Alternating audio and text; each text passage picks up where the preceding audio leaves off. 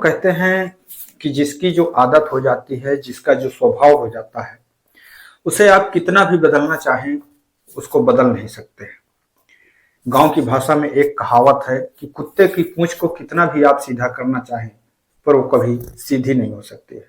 घटना भी एक ऐसी ही महिला की है जिसकी जो आदत होती है वो अपनी आदत को, अपने नेचर को बदल नहीं पाती है, और जिसके लिए वो एक दिन अपने पूरे परिवार को ही तबाह कर देती है, बर्बाद कर देती है। दोस्तों, आज की यह घटना बहुत ही रोचक होने वाली है। अगर आप लोग इस घटना को पूरी सुनते हैं तो आप लोगों को इस घटना से एक सबक और सीख मिलने वाली है। तो आदाब, नमस्कार, सत श्री अकाल। मैं सागर पटेल।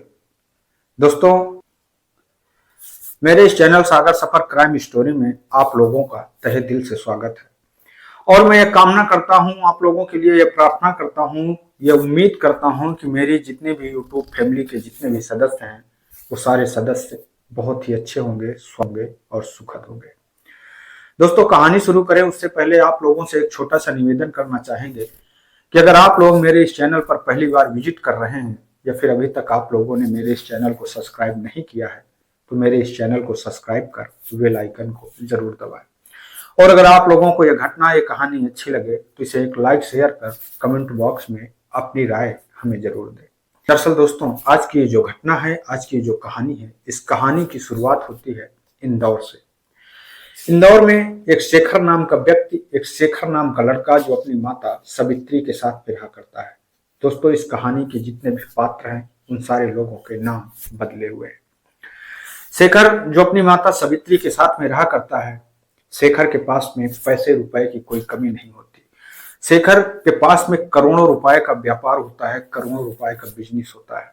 उसके परिवार में केवल उसकी माता और उसके शेखर, और केवल शेखर की माता ही होती है। जो शेखर के पिता होते हैं, उनका कुछ दिन पहले देहांत हो चुका होता है, और वो अपनी मौत के बाद में करोड़ों रुपए की संपत्ति शेखर के लिए छोड़ करके जाते हैं। शेखर की अभी तक शादी नहीं हुई होती है। शेखर की उम्र लगभग 27 वर्ष के आसपास हो चुकी होती है। वैसे भी दोस्तों कहते हैं कि जो बड़े लोग होते हैं, जो बिजनेसमैन होते हैं, वो लोग पहले पैसे को प्राथमिकता देते हैं। एक दिन जो शेखर होता है, शेखर एक दिन एक पार्क में घूमने के लिए जाता है, और जैसे ही वो उस पार्क के अंदर पहुंचता है, और पार्क में घूम रहा होता है, पार्क में बहुत सारे लोग घूम रहे होते हैं, पर तभी जो शेखर की नजर होती है वो पार्क में बैठी एक लड़की के ऊपर पड़ती है। जो लड़की पार्क में अकेली बैठी होती है, शेखर जैसे ही उस लड़की को देखता है, उसको देख करके थोड़ी देर के लिए वो टक टक निगाहों से उस लड़की की ओर देखता रहता है। दरअसल दोस्तों, वो लड़की जो होती ही बहुत सुंदर है, वो इतनी सुंदर ही होती है कि अगर कोई भी उस लड़की को देखता तो उसकी तरफ देखता ही रहता। उसका जो शरीर होता है बहुत ही फिट होता है। अब शेखर जो होता है, उस लड़की की सुंदरता को देख करके वो अपने आप को रोक नहीं पाता, और उसके बाद में वो उस लड़की के पास में पहुंच जाता है, और उससे कहता है कि आखिरकार आप यहाँ पर अकेले बैठी हैं, बाकी सारे लोग हैं, किसी न किसी के साथ में घूम रहे हैं, अपने दोस्त के साथ में घूम रहे हैं, कोई अपने पति के साथ में घूम रहा है, कोई अपनी पत्नी के साथ में घूम रहा है, पर आप यहाँ पर अकेले बैठी हुई हैं। तभी जो लड़की होती है वो शेखर से कहती है कि अगर हम यहाँ पर अकेले बैठे हैं तो हम भी तो देख रहे हैं कि आप भी तो यहाँ अकेले ही घूम रहे हैं। शेखर उस लड़की की बात का जवाब नहीं दे पाता। शेखर कहता है कि दरअसल मेरी जिंदगी में कोई ऐसा है ही नहीं अभी तक जिसके साथ में मैं घूमूं। तब जो लड़की होती है वो कहती है कि ऐसा हमारी भी जिंदगी में अभी ऐसा कोई नहीं है कि जिसके साथ में मैं घूमूं। जब इस तरीके उन दोनों के बीच में बातें होती हैं, तो फिर वो दोनों एक दूसरे से बातें करने लगते हैं। तभी जो शेखर होता है वो उस लड़की से कहता है कि आखिरकार तुम्हारा नाम क्या है। तब वो जो लड़की होती है वो कहती है कि हमारा नाम रीमा है। और उस रीमा के बीच, दोनों के बीच में बहुत सारी बातें होने लगती है। अब बातें होते होते उन दोनों के बीच में दोस्ती हो जाती है। दरअसल दोस्तों, वो जो लड़की होती है वो कोई आम लड़की नहीं होती है। वो एक धंधे वाली लड़की होती है, जो पार्क में आकर के बैठ करके वो ऐसे लोगों की तलाश किया करते हैं। पर शेखर कभी शायद उस लड़की के बारे में सोच नहीं सकता था। उसने कभी उस लड़की के बारे में ऐसा सोचा ही नहीं था, और शेखर को यह बात पता नहीं चलती। जैसे ही जो रीमा होती है वो शेखर से कहती है कि आखिरकार आप कौन हैं, कहाँ के रहने वाले हैं। तब जो शेखर होता है वो रीमा को बातों ही बातों में बता देता है कि वो यही इंदौर शहर का रहने वाला है, और उसके पास में करोड़ों रुपए का बिजनेस है। जैसे ही रीमा शेखर के मुंह से इन शब्दों को सुनती है तो वो शांत हो जाती है और उसके बाद में वो मन ही मन विचार करने लगती है कि आखिरकार ये जो व्यक्ति है ये हमारे मतलब का है। शायद ऐसा व्यक्ति आज हमें पहली बार मिला है। दरअसल दोस्तों, अभी तक जो भी कोई उसके पास में आता था 1000-2000 रुपए उसको दे करके उसके साथ अपनी जरूरतों को पूरा करता था, शारीरिक सारी संबंध बनाता था और संबंध बनाने के बाद में चला जाता था। पर जैसे ही जो शेखर होता है वो लड़की रीमा समझ चुकी होती है कि शेखर कहीं ना कहीं उसकी खूबसूरती का दीवाना हो चुका है, उसके पीछे वो पागल हो चुका है। अब रीमा ये मन में विचार करने लगती है कि हमारे लिए ये बहुत ही अच्छा साबित हो सकता है, हमें इस मौके का फायदा उठाना चाहिए। और रीमा भी अब शेखर से प्यार करने का नाटक करने लगती है। यह सिलसिला काफी दिनों तक चलता रहता है। उन दोनों में एक दूसरे से बातें भी होती रहती है। उसके कुछ दिन के बाद में जो एक दिन सावित्री देवी अपने बेटे शेखर से कहती हैं कि बेटे, आपकी शादी के लिए बहुत सारे अच्छे अच्छे रिश्ते आ रहे हैं, अगर आपकी हाँ हो तो आप किसी लड़की को पसंद कर लो और उसके बाद में हम आपकी वहां पर शादी कर देते हैं। जैसे ही शेखर अपनी माँ सावित्री के मुंह से इन शब्दों को सुनता है, सुन करके वो कहता है कि माँ, हमें जिस लड़की से शादी करना है हमने उस लड़की को पसंद कर लिया है और हम उसी लड़की से शादी करेंगे। जैसे ही सावित्री अपने बेटे शेखर के मुंह से इन शब्दों को सुनती है, सावित्री अपने बेटे शेखर से कहती है कि देखो बेटा, हम लोग किसी अनजान लड़की के साथ में ऐसे रिश्ता नहीं कर सकते हैं। आखिरकार उसके माँ बाप कौन हैं, उसका गांव कौन सा है। तब जो शेखर होता है वो कहता है कि माँ, उसके माँ बाप नहीं है, वो अनाथ है, वो अपने चाचा के पास में रहती है और इसलिए माँ हमें पैसे की कोई जरूरत है नहीं, क्योंकि पैसा हमारे पास में बहुत सारा है। हमें वो लड़की बहुत ज्यादा अच्छी लगती है और हम उससे बहुत प्यार करते हैं और वो भी हमसे बहुत प्यार करती है, इसलिए हम अगर शादी करेंगे तो उसी लड़की के साथ में करेंगे। तब जो सावित्री देवी होती हैं वो ना चाहते हुए भी शेखर की जिद के आगे हार जाती हैं, क्योंकि शेखर उनका जो इकलौता संतान होता है और फिर वो शेखर के मन से उस लड़की रीमा के साथ में अपने बेटे की शादी करने के लिए तैयार हो जाते हैं। बहुत ही धूमधाम से उन दोनों की शादी होती है। शादी होने के बाद में जो रीमा अपने ससुराल आती है, अपने सासू के घर आती है, तो आ करके कुछ दिनों तक तो वो इस तरीके से रहती है, इस तरीके से काम करती है, वो हर बात शेखर की मानती है, हर बात शेखर की माँ की मानती है। अब जो शेखर की माँ होती है वो भी कहीं ना कहीं खुश हो जाती हैं और उन्हें भी लगने लगता है कि आखिरकार जो फैसला ले रही थी वो कहीं ना कहीं गलत था। लड़की बहुत अच्छी है, देखने में बहुत सुंदर है और इसलिए अब वो भी धीरे धीरे खुश हो जाती है। शेखर क्योंकि बिजनेस के मामले से, बिजनेस के काम की वजह से वो अधिकतर घर से बाहर रहा करता है, कभी कभी आउट ऑफ सिटी भी रहा करता है, कभी कभी वो शहर से बाहर ही रहा करता है। अब जो रीमा होती है वो घर पर अकेली ऊब रही होती है, परेशान हो रही होती है। तभी वो एक दिन अपनी माँ सावित्री देवी से कहती है कि माँ, हम ये चाहते हैं कि आखिरकार हम घर में फुर्सत में पड़े रहते हैं, हम भी अपना कोई काम कर लें जिससे कि हमारा टाइम पास भी होता रहेगा और हमारे लिए 4 पैसे भी आते रहेंगे। जैसे ये बात जो सावित्री होती हैं अपनी बहू रीमा के मुंह से सुनती है, वो कहती हैं कि ठीक है बेटा, अगर आप करना चाहती हो तो आप भी जो भी आप करना चाहें वो काम आप कर लीजिए। अब जो रीमा होती है वो कहती है कि हमें एक जिम का बिजनेस करना है, मतलब हमें एक जिम खोलनी है। उसके बाद में जो शेखर की माँ सावित्री होती है वो शेखर से बात करती हैं, उधर रीमा भी शेखर से बात करती है। शेखर भी कहता है कि ठीक है, अगर आपकी इच्छा है तो आप अगर कुछ करना चाहती हैं, वैसे तो हमें पैसे की कोई जरूरत नहीं है, पर अगर आपकी इच्छा है तो आप अगर कुछ करना चाहती हैं तो आप वो काम कर सकती हैं। तभी जो रीमा होती है वो एक बिजनेस, एक जिम खोल लेती है। अब वो वहां पर जा करके सुबह सुबह बैठने लगती है। अब उसकी जिम में बहुत सारे लड़के, बहुत सारे नौजवान लोग आने लगते हैं और जैसे ही जो नौजवान लोग आते हैं, अपने कपड़े उतारते हैं, अपनी बॉडी को देख जिम करते हैं, वर्कआउट करते हैं। अब जैसे ही जो रीमा होती है उन लड़कों की, उन नौजवान लड़कों के शरीर को देखती है, बिन कपड़ों को शरीर को देख करके कहीं न कहीं रीमा जो उसका मन फिर से उसी तरीके भटकने लगता है।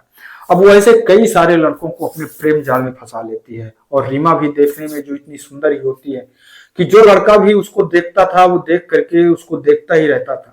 और अब वो लड़के जो उसके यहाँ से जिम करके बाहर जाते हैं वो बात अपने दोस्तों को बताते हैं, अपने और सारे लोगों को बताते हैं कि जो जिम है, जो जिम की मालकिन है वो बहुत ही ज्यादा सुंदर है। तभी जो शहर के और सारे लड़के होते हैं वो लड़के भी उसकी जिम में आने लगते हैं, केवल रीमा की वजह से, रीमा को देखने की वजह से। और इस तरीके से रीमा के अब कई लोगों के साथ में नाजायज संबंध हो जाते हैं और वो फिर से अपना वही एक तरह से पुराना काम, उस जिम की आड़ में वही पुराना काम चालू कर देती है और वह एक एक लोग से कुछ पैसे लेकर के उनसे संबंध बनाने लगती है। तभी जैसे ही एक दिन इस चीज की भनक उसकी सासू माँ को पता चल जाती है, सावित्री को पता चल जाती है। अब जैसे ही इस बात की भनक सावित्री को पता लगती है, सावित्री के मन में कहीं न कहीं ये लगने लगता है कि उसकी जो बहू है उसके आदत अच्छी नहीं है, उसका जो नेचर है वो अच्छा नहीं है। इसलिए वो अपने बहू से एक दिन बात करती हैं। तब जैसे ही उन दोनों के बीच में इस विषय को लेकर के जो सावित्री देवी हैं वो एक दिन रीमा से कहती हैं कि आपको अपनी आदत सुधार लेनी चाहिए, आपकी शादी हो गई है, आपका पति है जो आपका इतना अच्छा ख्याल रखता है और उसके बाद भी आपकी ये जो आदत है इसमें कोई सुधार नहीं आया है।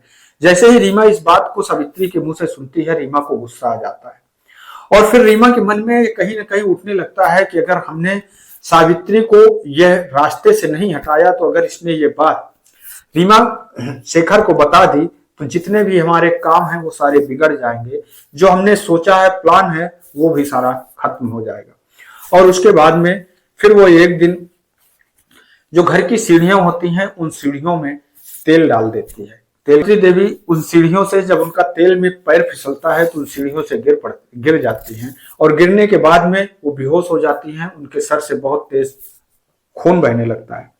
अब जो रीमा होती है वो तुरंत सावित्री को उठाती है और उठा करके अपनी गाड़ी से उन्हें अस्पताल ले जाती है और अस्पताल में जो डॉक्टर लोग होते हैं उनको मृत घोषित कर देते हैं। अब रीमा अपने पति शेखर को फोन करती है और फोन करके ये सूचना देती है कि जो उनकी माँ है वो सीढ़ियों से अचानक गिर गई हैं, जिसकी वजह से उनकी मौत हो गई है।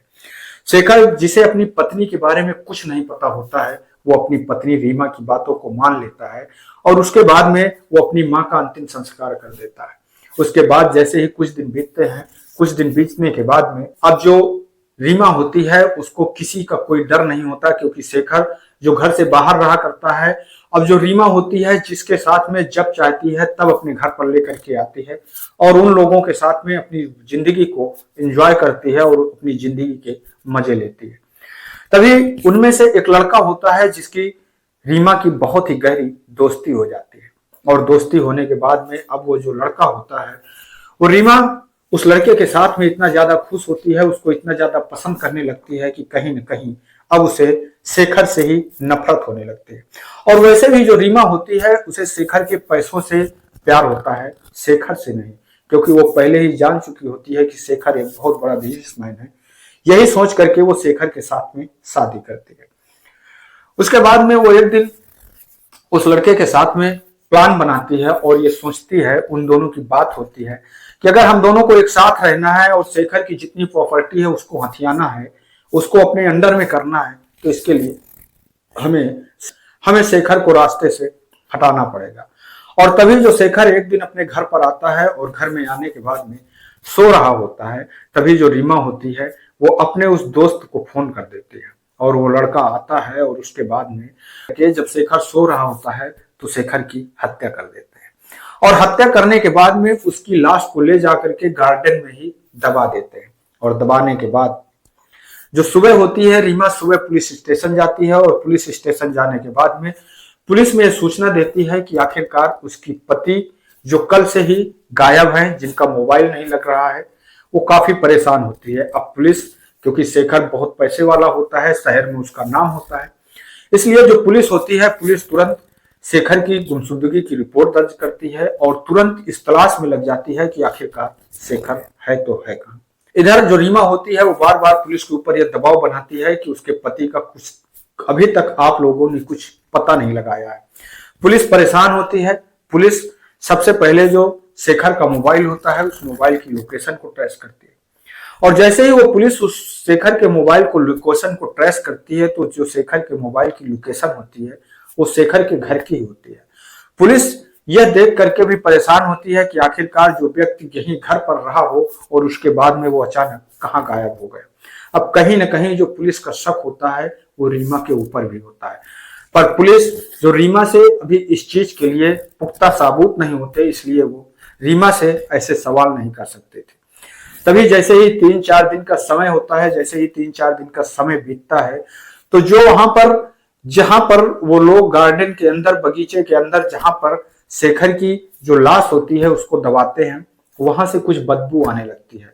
तभी जो पास पड़ोस के लोग होते हैं, जैसे ही पास पड़ोस के लोगों को बदबू समझ में आती है, बदबू आने लगती है, तब जो कुछ लोग होते हैं उनमें से वो पुलिस को फोन कर देते हैं और वो बताते हैं, पुलिस को ये सूचना देते हैं कि साहब, जो शेखर साहब के घर के पीछे जो उनका गार्डन है, उस गार्डन के अंदर से कुछ बदबू आ रही है।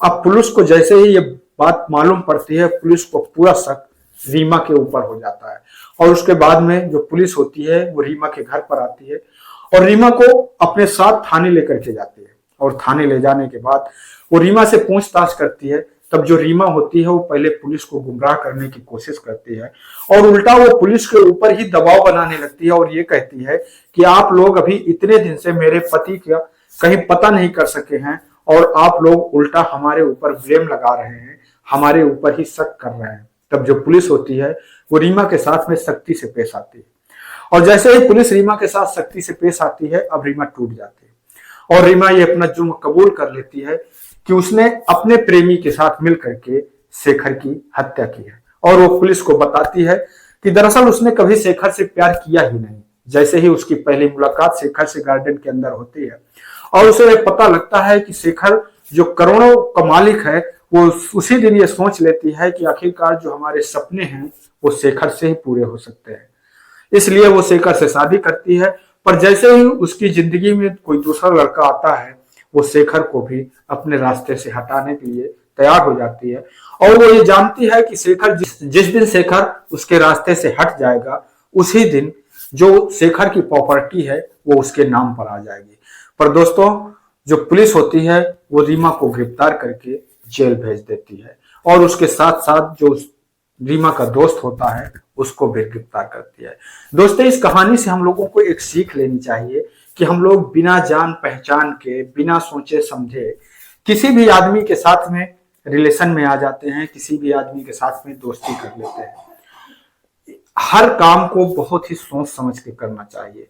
दोस्तों, ऐसी घटनाएं हर दिन प्रतिदिन कहीं ना कहीं घटती रहती हैं। इसलिए इस कहानी को सुनाने का उद्देश्य किसी को ठेस पहुंचाना नहीं है, किसी की भावनाओं को आहत करना नहीं है, बल्कि आप लोगों को सजग करना है, सतर्क करना है। मैं आपका दोस्त सागर पटेल इन्हीं शब्दों के साथ में आपसे विदा लेते हैं। कल फिर मिलेंगे किसी एक नई कहानी में, किसी एक नई सच्ची घटना में। तब तक के लिए नमस्कार, जय हिंद, जय भारत।